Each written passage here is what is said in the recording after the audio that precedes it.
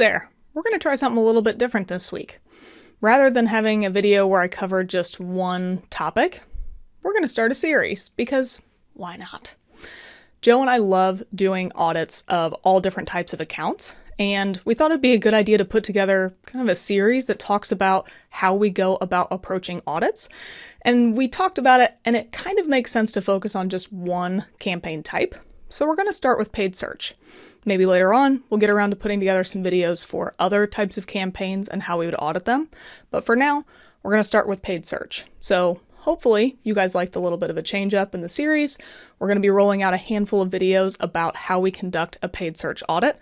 Maybe not always in consecutive weeks, depending on topics, but they'll all come out soon enough. So in this first video, we're going to talk about the first thing we look at, and that is the conversion goals and how they're aligning with the campaign settings, and whether or not the budgets and the bidding strategies will actually help achieve those goals. So that's what we're going to focus on this week. In future weeks, we will talk about all sorts of different topics, so be sure to come back for those. But for now, let's get started with conversion goals. Whenever we start off a new audit, the first thing we work on is understanding the conversion goals and how the campaigns are set up to achieve those goals. We always have a discussion with the client beforehand to get their understanding of what the goals should be and what they're trying to optimize for, but then we pay attention to what's actually going on in the account to make sure that it matches what their stated goals are.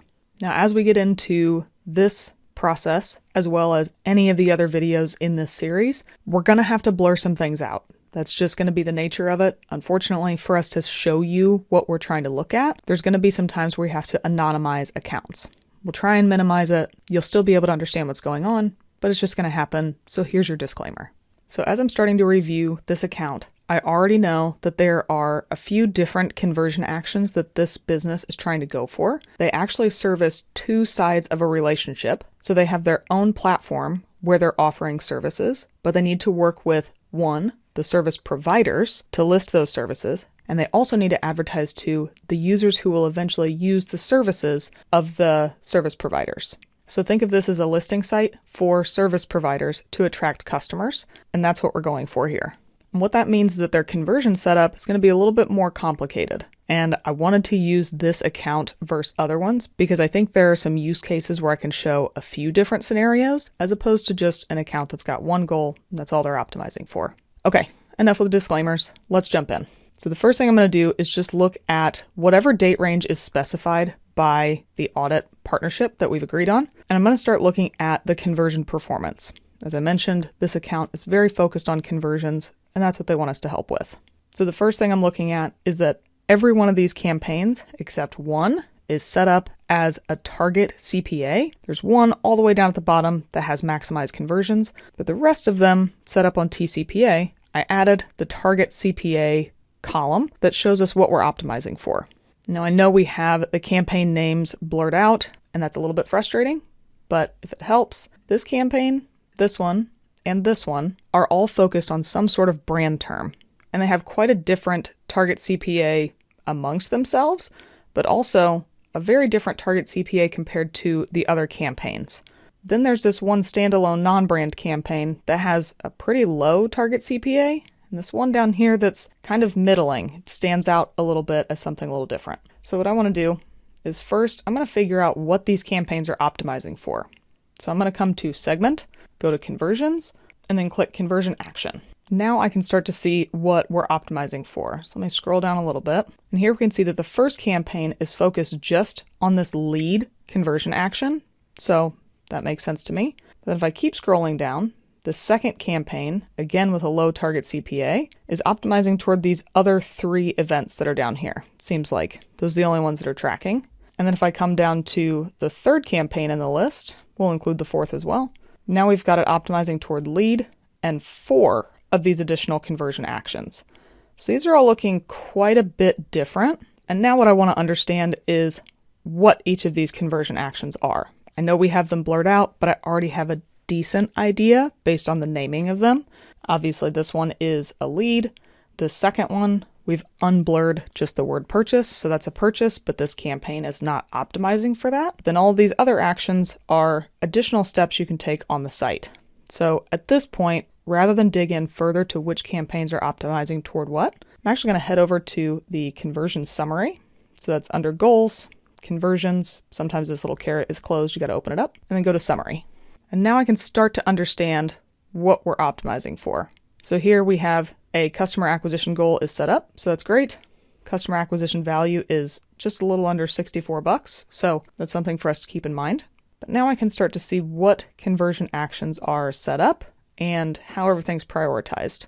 So the purchase action that we saw earlier is located in this campaign goal of purchase, but we'll see that it is not set up as an account level default goal, which makes sense because it wasn't showing up in the segment under purchase. But then everything else in this section is secondary, and it doesn't have any recent conversions anyway. So this seems to be tracking properly, but it doesn't appear that maybe it's applied to anything. But then if we keep coming down, we have click to call, but no recent conversions, even though it's set up as a primary. Still not an account default goal. But then if we come down here a little further to book appointment, this is an account default goal, but all of these actions are secondary, so they're not tracking anyway. If we keep moving down, another primary goal, but no recent conversions. Everything else is secondary. Download is active and primary, so it's likely being tracked in some of these. So that's the first one that we might come across in some of these stats. Then if we keep coming down, page view might not be super descriptive, but now we're seeing lots of primary goals, and we're seeing that lots of them are active.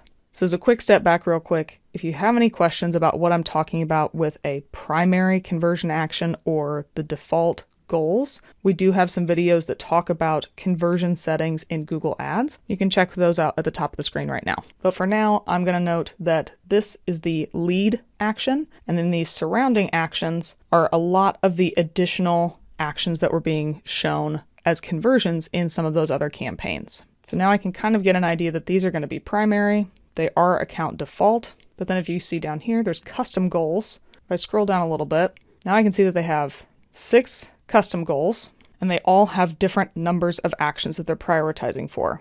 So this combined acquisition is optimizing effectively for any of the lead actions and then the user actions, which are those additional 4 pieces.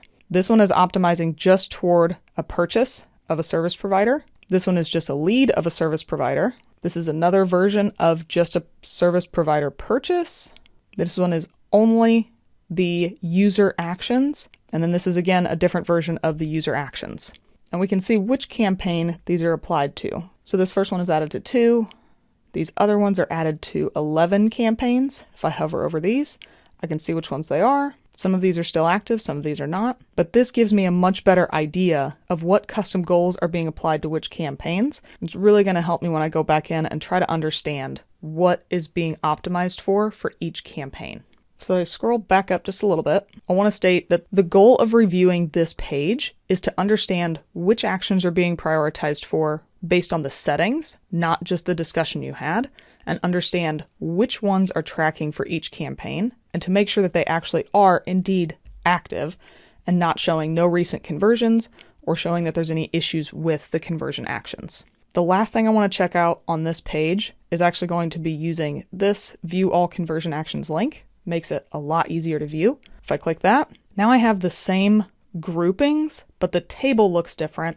And now I can see all of the additional settings that are included in this. Normally, you would have to click into each individual conversion action to see this information, but with this view, you don't have to. So I'm going to expand to all the rows, and I can check to see which conversion actions, mostly these, which are the priority, it seems, along with one other, but for right now, I'll focus just on these. The count is set to 1, look back window, 90 days, that's all fine. The repeat rate and all conversions looks fine, but over here is where I want to focus, because I'm trying to look for the conversion value, and this lead has a value of $95. That's quite a bit different than some of these other actions, and this action down here at the bottom has a conversion value of $5. So now we understand that there's different values associated with each of these, and one stands out quite a bit. Now I've already looked at this account before, as you probably knew, and if I scroll down and find one of our other actions, now we can see the purchase action for the service provider. That has a conversion value of $250. The one thing that stands out to me here is that this is counting every instance of this event. So this would be something that I would probably flag. I would ask if you really want to count every action, considering that all of the other ones are counting just one. At this point, it's more of a question. This isn't wrong, it's just different. Anything that's different begs the question. If nothing else, maybe all the other conversion actions should also be set to every. But this would be something that I would flag in an audit and ask why this one is set up differently than all the other actions. So now that we have an understanding of the conversion goals and we know conversion tracking is working properly, let's head back to the campaigns. And now we're going to start to dig into some findings with some potential suggestions. Now I know I have these campaign names blurred out. Again, apologies for that. But for this first look, I want to focus on the brand campaigns. And you heard that right, campaigns. There are 3 of them here. One of them is an experiment, but right now, this campaign, that one, and that one are all brand. One thing that seems noticeable to me is that the target CPA for them is very different. So that already seems a little silly, but there's a lot of budget being funneled through these, so I want to understand why these are so different just from an optimization standpoint at this point. So if I close this, I'm just going to filter for the campaign name. And now we're looking just at the brand campaigns. Close that. And now I want to segment by the conversion action. Now things are starting to make a little more sense. This top brand campaign is only optimizing toward lead. The second campaign is optimizing toward a service provider lead as well as an end user for all 4 additional actions, as is the one down below. So we have a service provider as well as potential customers, all being optimized for in these campaigns. At this point, my question for them would be, what was the goal of creating 2 separate brand campaigns and then also having an experiment down below? Is it only optimizing for different conversion actions? What are we trying to go for here? But then if I were to look at this from a value standpoint, again, we've already seen the values associated with each of the different actions. I would start to look at what the actual return on these campaigns is. So I did add in conversion value and ROAS columns. So if I scroll over, I'm going to go ahead and unsegment this just so it's easier to look at. I can now see that this first campaign that's optimizing toward just lead has a 922% ROAS. It's because, again, the value for that conversion was $95. Cost per lead is only $10. If I look at the second campaign, we're now down to 0.61. And the target CPA that we were going at for this campaign was $20, and that included the lower value end user conversion actions. The last piece down here seems to be a duplicate of the first, but it includes those user conversion actions. And although the target CPA that we're going for is $6, the end result on ROAS is only $347. So at this point, I want to figure out why that's so much lower if it actually includes the lead. And I think it's just because there's not very many of them. So I'm going to segment by conversion action one more time. Here, cost per lead, target CPA is $10. We're actually hitting that, so it's pretty good. This middle campaign is a little weird. Cost per conversion is $18. If I'm going to calculate the actual cost per lead on this one, get my handy dandy calculator out, we've got $69,570 in spend. Yes, I'm rounding up. Divided by 403 leads. $172 cost per lead. Now with the value associated with that of $95, that's a mismatch. This does not make sense to me because you're losing money, but additionally the ROAS on this already showed that it's at 0.6. So this would be a campaign I would flag and say that we need to rethink strategy here. Either we need to kick out those additional conversion actions, we need to give them more value, something. This campaign is losing money. It doesn't make sense to me.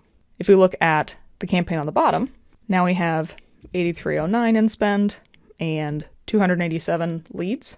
Now we've got a $29 cost per lead. That is quite a bit higher than the $10 that we're seeing up here.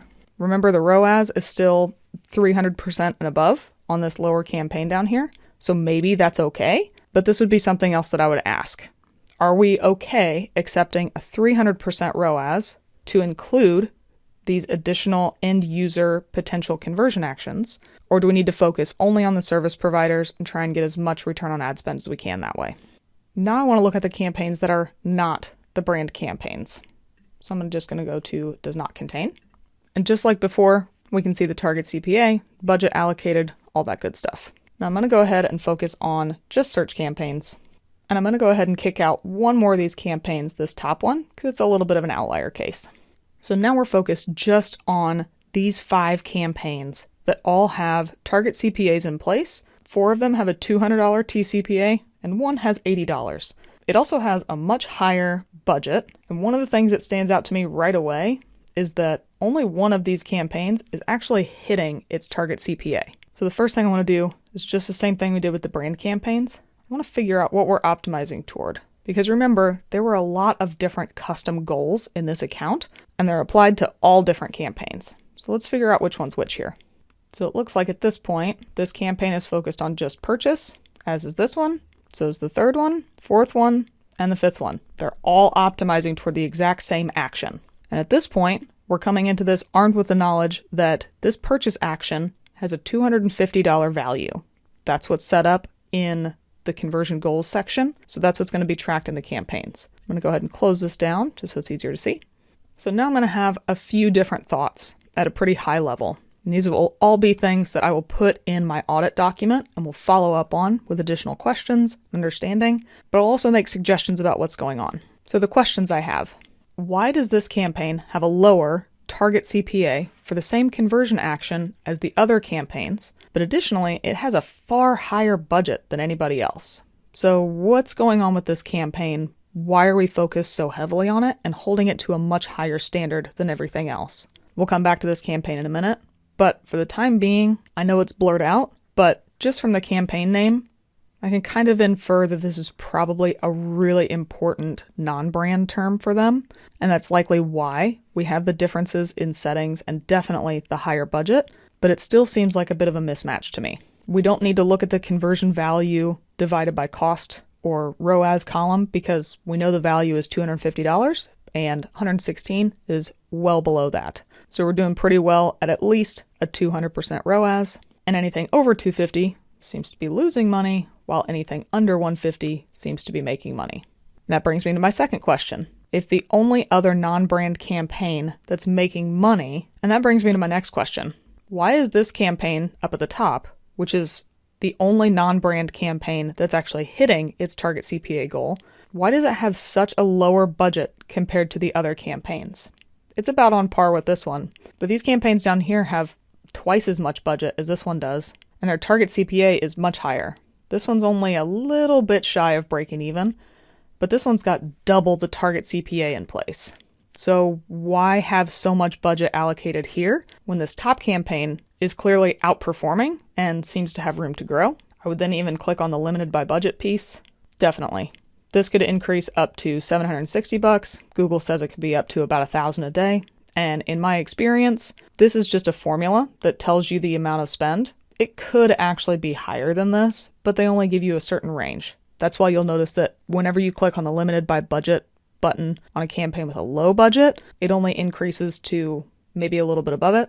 The higher budget campaign that you're starting with, the higher it tells you it can go. I'm not changing this, so I'm going to click cancel. But that's going to be a next question that I have. Why not allocate more budget here? Is there a reason for that? And if there is, what can we change in the settings so that when we come and look at any of the ROAS numbers, which are all the way over here, we don't end up seeing something that looks at 1.3% compared to 0.8 and 0.49 if, for whatever reason, this actually isn't as valuable as it says it is. Now, the last piece I said, I want to focus on this specific campaign because it's got some things going for it that seem a little weird. Why is the target CPA so low, but then the budget is so high? And it says it's limited by search volume. Now, this might just come from having been in the industry for a while, but I have a hunch that what's actually happening is that they're not limited by search volume. I think that their very restrictive target CPA is making it so they're not filling out their search volume that they could. So what I'm going to do here to try and hone in on that hunch is check out some of the keywords here, which I'm not going to show you, but I'm going to look at, let's see how many impressions this had. About 20,000 impressions, give or take. So now, knowing how many impressions this campaign had in a month, armed with the keywords that are in it, I'm going to head over to Tools and go to Keyword Planner. I'm going to go to Discover New Keywords, type in the main volume-driving keywords that are in that campaign. In this one, it just so happens to be one main head term that has multiple different match types in it. And then I'm going to see how much volume is in here. So if I just scroll down, again, I know I have to blur all these terms out, but the keyword I provided by itself should have about 18,000 impressions. And then there are lots of keywords down here with hundreds of potential impressions. Now, not all these are going to match exactly, but a lot of these are pretty darn similar. I wouldn't be surprised if they do match to those terms. Again, this is only the first 30 rows. There's 242 rows of numbers that look like this. So at this point, my takeaway is there's a lot more volume for these terms out there than what they're matching to. And if we hop back into the campaign manager, you'll remember that this campaign actually has the best cost per conversion, cost per purchase of all the non-brand campaigns. So this is an area I would definitely call out. I would tell them that if they're willing to spend $1,200 a day on these terms, all they have to do is loosen this target CPA restriction because they're not hitting it anyway, so Google's being more constrictive. I will almost guarantee that the volume on this campaign will go up. You'll see more of these service provider purchase actions at a cost per conversion that probably is still better than this 188 that we see here. Even if you increase the target CPA to the 116 that we're seeing now, my guess is that we'll get more volume through. Target CPA might go up a little bit, but I would definitely recommend to these folks to increase that target CPA, get more volume through, and really lean into the highest ROAS non-brand campaign that you have active in the account. Now, as I mentioned earlier, that account provided a few different areas of questions and suggestions that we would have for that specific client. We want to know if we should be counting one or every conversion action. We want to know if all of the conversion value numbers are correct. We want to get some insight into why 3 brand campaigns. We also want to ask if those additional end user conversion values really should be higher or lower. And we want to know why that one non-brand campaign has a much lower budget than the other ones when it's seeing better performance. But then on the flip side, we really just want them to lean further into some of those non-brand keywords that are performing really well. So we've got a bunch of different takeaways and different things to call out just in this portion of the audit. But overall, since, as I mentioned earlier, this walkthrough probably doesn't address every single account question that you could come across in an audit, here are kind of the main things that we're looking at. What are the main conversion actions for the account? What are they optimizing for? Here, we're trying to get leads and purchases of the service providers, as well as a handful of different contact conversion actions from the eventual end users of those services. That's what we're going for. Got a handle on that. Are all of those conversion actions set up properly based on what they stated as their goals? This is where primary versus secondary conversion actions come in, conversion value associated with each, as well as which are aligned with each of the different campaigns. We also want to make sure that they're actually tracking. You have no idea how many times we've gone into an account, they tell us they have a certain action they're optimizing for, and then that conversion action isn't even tracking properly. It happens all the time. So in this account, we looked at just the settings, but you also need to look at the technical setup, make sure everything is firing properly. But as this account highlighted really well, maybe the conversion actions are set up a certain way at the account level, but what are the campaigns optimizing for? In this account, we had 6 different custom goals. Only 5 were applied to campaigns, but we really need to pay attention to campaign level goals in addition to the account level, since those are quite a bit different. And then lastly, based on those goals and what's applied to each campaign, how are the budget and bidding settings either limiting or helping performance? Mostly with the non-brand campaigns, we saw some that were performing really well and had a positive ROAS, but were maxing out their daily budget and had a lot of room to run, or some that the bidding strategy was likely contributing to an underspend of the budget that they were willing to spend every day. We always start with understanding conversion actions because it then influences all of the rest of the things that we look at in the account. It's hard to understand how your ad copy or campaign structure is going to impact your performance if you don't understand what you're optimizing for. Hopefully this has given you more confidence in knowing what to look for and how to approach auditing a Google Ads account, starting with the conversion goals. We have a ton of other audit videos coming up. But if you have any additional questions about any of these different pieces for conversion actions or bidding or budget, feel free to leave us a note in the comments below. Thanks for watching our video. We really appreciate it. If you liked it, give us a thumbs up below. If you really liked it, maybe think about subscribing to the Paid Media Pros YouTube channel and you'll get alerted every time a new video drops. If you really liked it, you can help support the channel by checking out some of the t-shirts that we're wearing on our merch shelf, as well as looking at the Super Thanks button.